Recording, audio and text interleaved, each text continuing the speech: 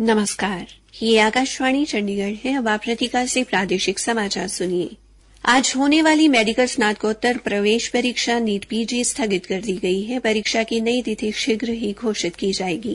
केंद्रीय स्वास्थ्य मंत्रालय ने बताया कि यह निर्णय कुछ प्रतियोगी परीक्षाओं में कथित अनियमितताओं के आरोप के बाद लिया गया है। मंत्रालय ने कहा कि मेडिकल विद्यार्थियों के लिए राष्ट्रीय परीक्षा बोर्ड द्वारा संचालित नीट पीजी प्रवेश परीक्षा प्रक्रिया का समग्र आकलन करने के बाद यह फैसला किया गया है। यह निर्णय विद्यार्थियों के हित और परीक्षा की शुचिता बनाए रखने के लिए लिया गया है। परीक्षा परिणाम पर विवाद के बाद राष्ट्रीय परीक्षा एजेंसी के महानिदेशक सुबोध कुमार सिंह को पद से हटा दिया गया है। भारतीय व्यापार संवर्धन संगठन के अध्यक्ष और प्रबंध निदेशक प्रदीप सिंह खरोला को एनटीए महानिदेशक का अतिरिक्त प्रभार सौंपा गया है। इस बीच शिक्षा मंत्रालय ने कथित अनियमितताओं की जांच केंद्रीय अन्वेषण ब्यूरो को सौंप दी है और कहा है कि यदि कोई व्यक्ति या संगठन इसमें लिप्त पाया जाता है तो उसके खिलाफ कड़ी कार्रवाई की जाएगी। केंद्र सरकार ने परीक्षाओं में अनियमितता रोकने के लिए लोक परीक्षा अनुचित साधन निवारण अधिनियम 2024 लागू किया है। राष्ट्रीय परीक्षा एजेंसी ने 5 मई को नीट यूजी परीक्षा संचालित की थी। परिणाम आने के बाद परीक्षा में अनियमितता बरते जाने और जालसाजी के आरोप लगे थे।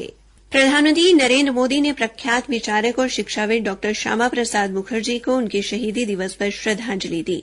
सोशल मीडिया पोस्ट में श्री मोदी ने कहा कि डॉ मुखर्जी ने अपना जीवन भारत माता की सेवा में समर्पित कर दिया था।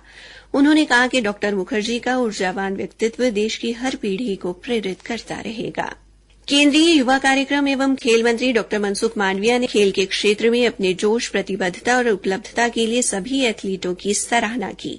खेल मंत्री ने इस वर्ष के पेरिस ओलंपिक की तैयारी में लगे सभी खिलाड़ियों को शुभकामनाएं दी। इस वर्ष के अंतर्राष्ट्रीय ओलंपिक दिवस का theme let's move and celebrate रखा गया है।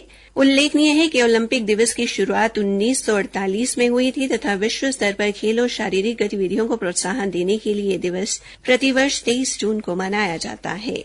भारतीय मानक ब्यूरो ने विद्युत वाहनों की सुरक्षा बढ़ाने के लिए 2 नए मानक IS 18590 और IS 18606 लागू किए हैं। ये मानक बैटरी की सुरक्षा और क्षमता पर भी बल देते हैं। नए मानक L, M और N श्रेणियों के बिजली चालित वाहनों के लिए हैं। इसके साथ ही विद्युत वाहन और उनके उपकरणों के लिए भारतीय मानकों की संख्या 30 हो गई है। इनमें चार्जिंग प्रणाली की मानक भी शामिल है। नए मानक पर्यावरण अनुकूल परिवहन की दिशा में महत्वपूर्ण कदम साबित होंगे।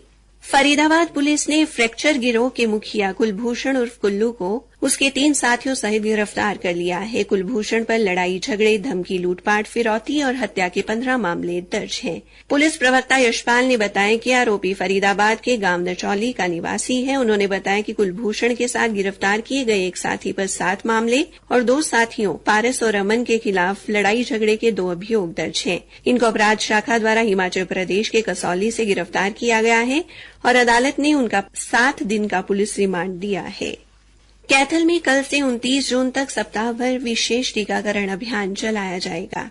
कैथल की मुख्य चिकित्सा अधिकारी डॉ रेणु चावला ने बताया कि 5 वर्ष तक के जो बच्चे किसी कारणवश किसी भी टीके से छूट गए हैं, इस दौरान उनका टीकाकरण किया जाएगा। उन्होंने बताया कि बच्चों को 7 टीके लगाए जाते हैं। उन्होंने कहा कि इस सप्ताह नवजात शिशु से लेकर 5 वर्ष तक के बच्चों, गर्भवती महिलाओं तथा 10 व 16 वर्ष के किशोरों का टीकाकरण भी किया जाएगा।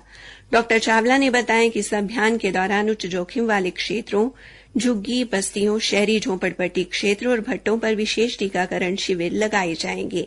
उन्होंने आह्वान किया कि जिनका कोई भी टीका छूट गया है वो इस अभियान के दौरान किसी भी टीकाकरण शिविर पर जाकर अपना टीकाकरण करवा सकते हैं।